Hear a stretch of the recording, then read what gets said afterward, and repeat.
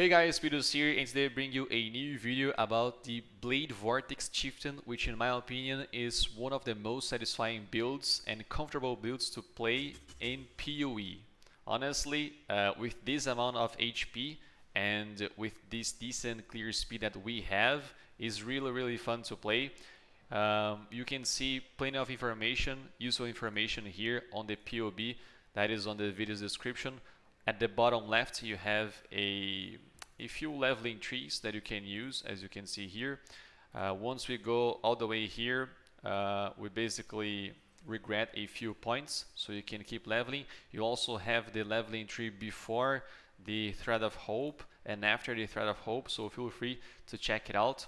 Also, on the item section, I have a budget version here. So a few items that you can use as a budget version. And to be honest, I would start this build with a few items, a few required items, so you can play very comfortable from this start. So the first item here is a thicket bow, which you can get from the Porcupine Divination set. Is a 6-link bow, and all you have to do here is to use a Deafening Essence of Woe, so you can get these increased spell damage T1 from the essence itself. And also after that, make sure that you can remove all the remaining useless mods with the harvest later on. But all you need at this moment is one prefix open, and you have to fill up all the suffixes. You can use the multi-mod and then craft a resist, and then cannot roll attack mods if you have 3 suffixes open. If you have 2 suffixes open, you can craft a multi-mod and then cannot roll attack mods. And if you have 1 suffix open, you can just craft cannot roll attack mods, then exalt the bow because it doesn't have any influence and it has all the attack mods blocked with the craft. So this means that you'll, for 100% sure, you will get the +1 sucked gems. After that, you can just remove the useless mods with the harvest crafting and then finish with the multi-mod itself, having this bow. You will not spend more than 10 exalts by crafting this. If you don't have that much currency, you can just use a Deafening Essence of Woe to have the increased spell damage, and then start with the bow from there. Alright, then start farming for your next bow, and then the more farm you do, the more currency you'll get, and then so on. After that, you can also get a Signal Fire. This one is responsible for converting half of our physical damage to fire damage. The other half will come from the Ascendancy, so you don't have to worry too much with the conversion. And also Asnaf's Gentle. These gloves is basically for free this league. On the past leagues, it's been costing from 15 to 20 exalts. I bought this one for 5, and at this moment it's costing 3 exalts. So it's literally almost for free because plenty of people are using Maven's Orb to get the 5% explode chests. And because of that, these gloves is almost for free. So very nice. I would recommend these items because this way you will be having a comfortable clear speed and also be able to farm for your next gear. Alright. Also on this item section, you also have the endgame items that I'm currently using, so feel free to take a look. The cluster jewels and the regular jewels are basically the same. The Thread of Hope should be a medium ring, so you can get a few nodes there and save a few passive points and then invest in more life if you want. Also on the nodes section here, you have very useful information regarding your Pantheon, Bennett's, Ascendancy order, all the items that I'm using for the build, and a few tips. Like if you don't have the SNF's Gentle Touch gloves, you can also use Infernal Cry until you get enough currency for the gloves. You can level as a melee character until level 38 in Act 4. After that, you will be able to use the Unleash gem, which will basically boost your build and enable a more comfortable play style for the Blade Vortex itself. Okay, so yeah, pretty much that's all the useful info. Make sure to check it out later. How do you play this build?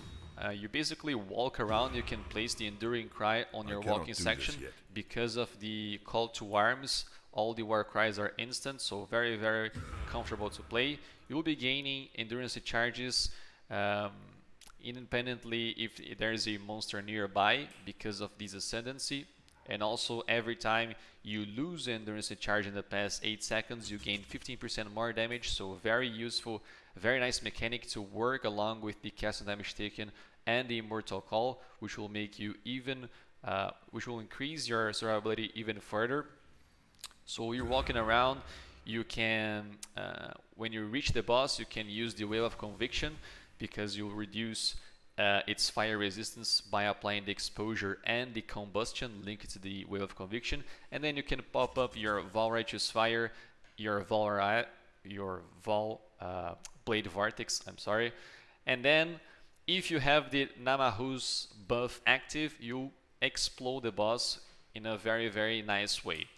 As you can see, this buff comes from the Namahus, where every 10 seconds you gain 100% of physical damage as extra fire for 4 seconds, so very, very nice damage boost right there. You also have fire damage leached as fire as a chieftain. You also have the Valako's ascendancy, like I told you before, which grants you plenty of regen. From my point of view, I'm having a ton of fun with this build. I will go for sure for the level 100 with the Pure Chayulas or maybe some fractured mods. This build also did Simulacrum without dying, and also the 100% Delirious map, Deathless as well. So pretty nice build in my opinion. Probably you will need a Headhunter for the 100% Delirious. I'm not sure. I only did it once, Deathless, and I was using the Headhunter. It really helped a lot. But for 80%, there is plenty of people in my chat that are doing 80% Delirious without the Headhunter. So very nice build indeed. I would definitely play it again. Alright, so I hope you guys enjoyed the video. Thank you very much for watching, and see you next time. Pointless. What's this? A real challenge. You finally caught my attention. Die.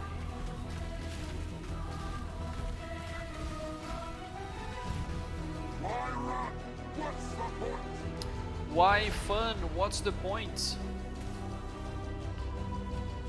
O som aqui trava de boa, eu coloquei no paredão do carro. Uia, brabo.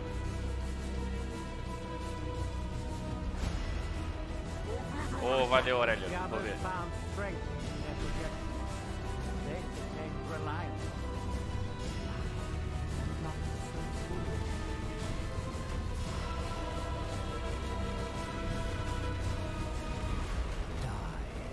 My mana is gone. There is only horror. Silent. Your lives are meaningless. I cannot do this yet.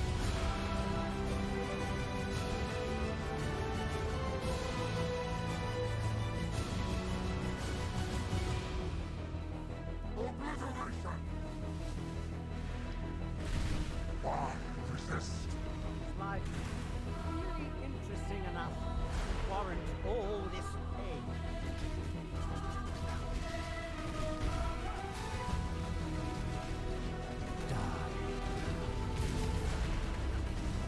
This city is nothing.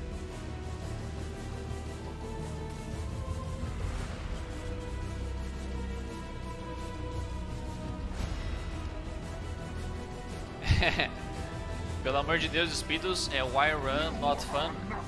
Não é, mano. Vê lá depois no na sua faixa do Cirão.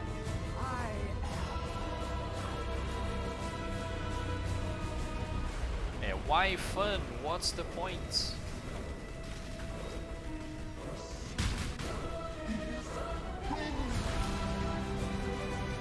Pode voltar o vídeo aí também.